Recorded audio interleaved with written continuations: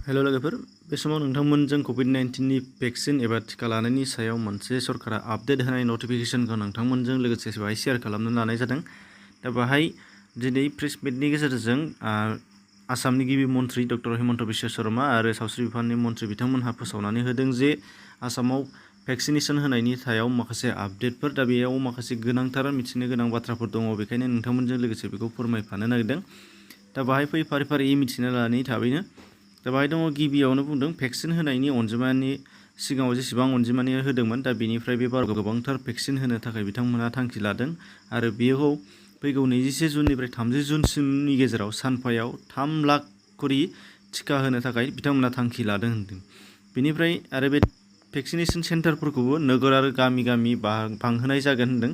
बे बाराव गासै 2000 था भेक्सिन सेन्टार बिथांमोनहा आसामाव बानायनो थाखाय थांखि लानाय जादों होनदों। सिगाङावथ' खोब लिमिटेडमोन, दा बेखौ बारायहोना लानाय जागोन होनदों। बेनिफ्राय बे खेबाव सिगांनि बादि 18निफ्राय 44 इयार्सनि मोनसे स्टेप, बेनिफ्राय 45 इयार्सनिफ्राय अनवार्ड्स जोबजासिम 45 बोसोरनिफ्राय जोबजासिम बैसोनि थाखाय बेबायदि माखासे पार्ट राननाय जादोंमोन। नाथाय बेबाराव बेबायदि राननाय नङा होनदों, खालि 18+ एबा 18 एबाबल' होनाय जादों।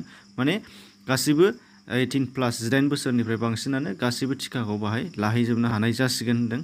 आरो नोगोर ओनसोलाव बे खेबाव मोनानि 9 रिंगासिमहालागै टिका होनाया सोलिगोन होनदों आरो गामि ओनसोलाव बेलासिनि 1 रिंगासिमल' होनाय जागोन। बेनिफ्राय सिगांनि फार्स्ट द'ज लाखांनाय, जायफोर सिगाङाव फार्स्ट द'ज लाखांबाय, खेबसे थुजाखांबाय, बिथांमोनहा सेकेन्ड द'जनि थाखाय दासिमबो टाइम जाबाबो थुजानो मोनाखै। दा बेबादि थानायफोराबो बाहाय जेबो नेनांगौनि गोनां गैला होनदों। खालि 21 जुननिफ्रायनो गोसोबादि सेकेन्ड द'जखौबो लाजोबनो हानाय जासिगोन होनदों, माने एभेलेबेल जासिगोन होनदों। बेनिफ्राय आसामाव गासैबो बेनि थाखाय 2000 था भेक्सिन सेन्टार बानायगोन।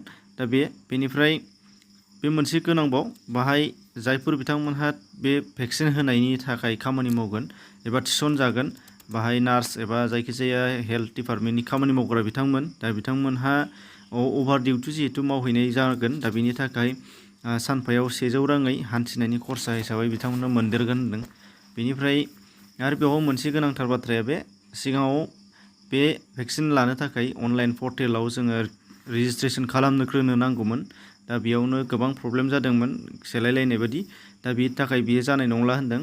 दा बाहाय अनलाइन जायफ्रा गोसो एबा जायफ्रा रोङो बिथांमोनहा अनलाइन रेजिस्ट्रेसन खालामनो हागोन, बेनिफ्राय भेक्सिन सेन्टाराव भेक्सिन लाहैनो हागोन। दा बेथ' सिगांनि बादि। नाथाय बेनि अनगायै दा गोबाङानो जोंनि गामि ओनसोलाव अनलाइन खामानि मावनो रोङा एबा मबाइल गैजाया, गोबांथार प्रब्लेम दङ अनलाइन रेजिस्ट्रेसन खालामनायाव। बेनि थाखायनो बे खेबाव भेक्सिन सेन्टारावनो साफा अनलाइन रेजिस्ट्रेसन खालामग्रा सरकारनिफ्रायनो थिसनखानाय जासिगोन होनदों। बेखायनो गोसोबादि थांनानै बैयावनो बिथांखौनो रेजिस्ट्रेसन खालामहोनायनि उनावहाय भेक्सिन लानो हानाय जाहैगोन होनदों। माने अनलाइन रेजिस्ट्रेसन खालामनो रोङाबाबो डाइरेक्ट थांबानो मोनगोन आरो बेनिफ्राय बे खेबाव गासैबो सरकारनि फसंथाननि मावख'गिरिफोरजों लोगोसे बेसरकारि फसंथानफोर, फालांगि, माने दखान सकार, इन्टारप्रेनार्स, जायखिजाया गासैखौबो 100% भेक्सिन लानो थाखाय बिथांमोनहा खावलायदों। आरो 100% भेक्सिन लानाय सेन्टारफ्रासो आनलक खालामबाबो खुलिनो हानाय जागोन होनदों, नङाबा खुलिनो मोननाय नङा बेबायदि। दा बेनिफ्राय बेनि थाखाय सावस्रि मन्थ्रि आरो गिबि मन्थ्रि बे सानैखौ गारनानै, माने हेल्थ मिनिस्टार आरो चिफ मिनिस्टार, बिसोरखौ गारनानै जेसेबांनाखि मन्थ्रिफोर दङ आरो माखासे गार्जेन मन्थ्रिफोर दानानै होजानाय दङ, बिथांमोनहा माने गावबा गावनि जिल्लाफोराव जिल्ला थांनानै बे भेक्सिन लानायनि थाखाय सांग्रांथि मेल बायदिसिनाफोर खुंहैनो थाखाय बिथांमोनखौ खावलायनाय जादों।